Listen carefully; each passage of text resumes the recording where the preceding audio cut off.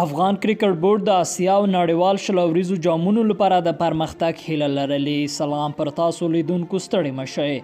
د افغان کرکټ بورډ مشرانو د دوشنبه په ورځ د جنوري په 28 نیټه یوه ناسته وکړه چې پکې فرحان یوسفزي مشر روزونکي لانس کلوزنر، د غوراوي کمیټې مشر انډي موز او د کرکټ لوبډلې مشر اصغر افغان ګډون کړی و.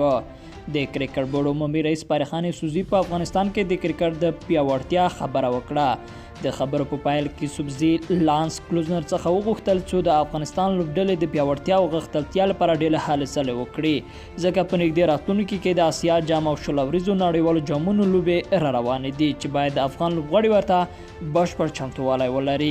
دلته یوسفزي هیله کړې چې لوبډله ښه وځلېږي او حتی د اسیا جام د اتلولۍ ګټلو تقاضا یې کړې. خو آیا په اوسنۍ لوبډله کې د شونې ده چې اسیا جام وګټي او نړیوال شل اوریز جام چې استرالیا کې ترسره کیږي تر سیمه فاینل پړاو ولاړه شي؟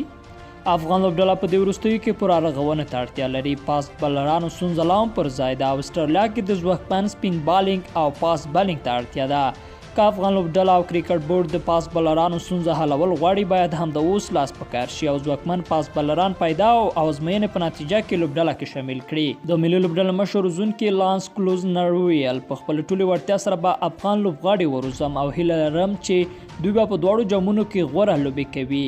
د ناستې په وروستۍ برخه کې د افغان کرکټ ملي لوبډلې لوبډل مشر اصغر افغان هم خبرې وکړې. اصغر افغان بیا له 18 مشرانو لوبغاړو هیله کړې چې یوازې شل اوریز کرکټ وکړي.